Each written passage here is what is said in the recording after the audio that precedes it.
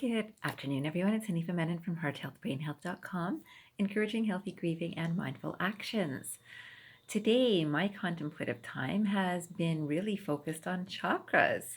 I thought it's been a bit of time since I've actually spoken about chakras. And if you look through my videos, you will see that I do have a chakra healing meditation, or a chakra meditation.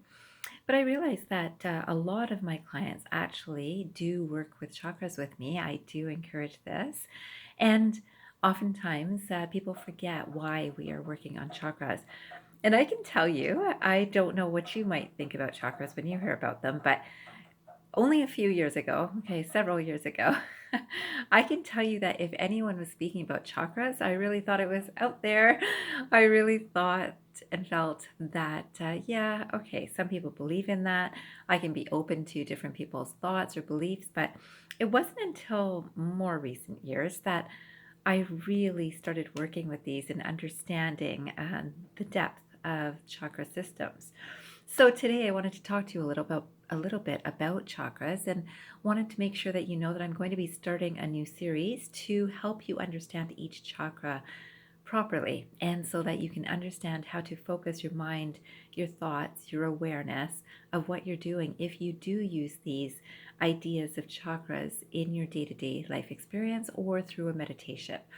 So this first quotation that I came across says, "There is deep wisdom within our flesh if we can only come to our senses and feel it."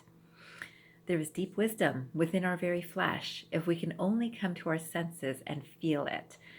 This is by Elizabeth Behnke, and I will definitely write these quotations just under the videos as usual. But today I wanted to make sure about this wisdom, that we're understanding this wisdom, and there is a wisdom of this chakra system. This is not something that's come up just randomly. This has been a science that has been practiced and understood since about 4,000 years, and it began in India. And it's still continued to be used by many yogis, many meditation processes. Many traditions are focused on chakras. We know that Chinese medicine actually does link with chakras too, although chakras came more from a Hindu perspective if we think of religiously.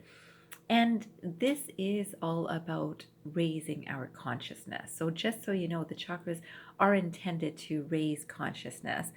And you might know that things like Kundalini is also a style or a process of raising our consciousness, if you've ever heard that term. I found this great quotation from Buddha, which I thought would also be useful here. He says, "What you think, you become. What you feel, you attract. What you imagine, you create." And the reason I'm bringing this quotation in is because at each of these chakra systems, and there are 7, just so you know, and they run all along our spine, and they are linked with different experiences or different energy centers. This is definitely different energy centers. I wrote down a really nice way that someone had described a chakra system. This author had said, a chakra is a center of organization that receives, assimilates, and expresses life force energy. Receives, assimilates, and expresses life force energy. And this is, I believe, a beautiful description of a chakra center.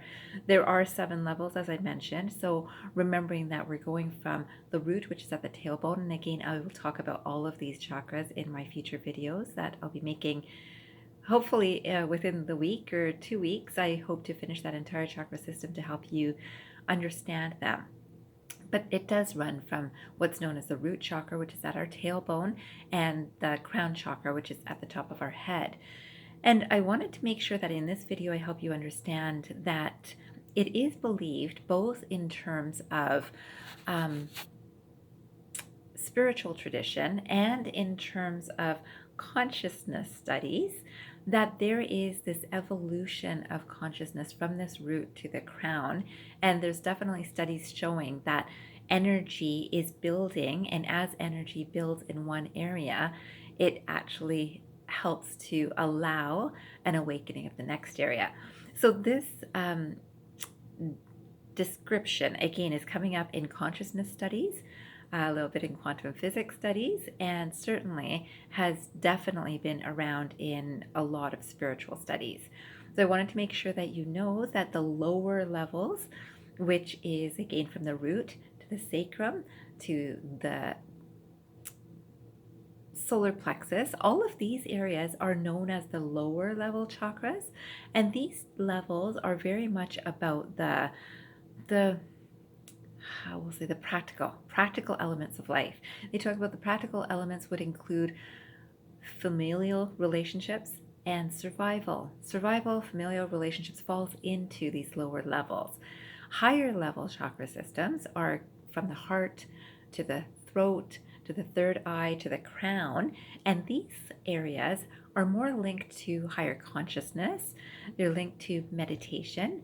They're linked to love, to compassion, to responsibility and social responsibility, specifically communication, meditation, and consciousness in general. So I thought it was wonderful to be able to share that with you so that you would understand why is it that people focus on these areas to build up some realization, some awareness, some enlightenment, because it really is linked with what you think, you become, what you feel, you attract, what you imagine, you create. And we actually, when we're working through these chakra centers, it is about thinking, feeling, and imagining for that process of creation. And I love helping people work through these chakras, and I find that it is one of the simplest ways to be able to focus our energies and to help build our own systems. So today I would love for you to sit and think for 5 minutes. Are you working out of the lower level chakra systems or the higher level chakra systems? And do you know why? What is it that your mind or thoughts or actions or words focus on? Is it about those lower level needs, or is it about those higher level needs? Both are important, but where are you working from? I would love for you to sit for 5 minutes to see where are you working from. And again, the next few videos that I will do, I will make sure that you understand what each of these areas is all about to help you focus and build these areas.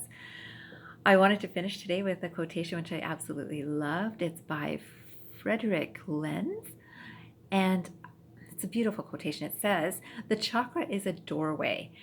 These are doorways that lead you into other dimensions, but you have to focus on them to the exclusion of everything else," which is a big statement, right?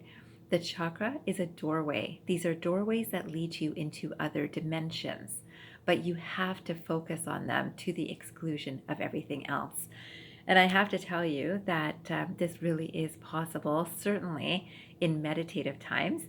And the more we become familiar with meditation, our life experience can be a walking, living, breathing meditation, which allows us to focus on these centers for the creation that we are interested in creating, whether through thought, word, and action. And I will talk about this much more in my future videos. I hope you have a fantastic day ahead. I hope you remember that if you transform your mind, you can transform your life. Have a great day, everyone, and I will speak to you soon.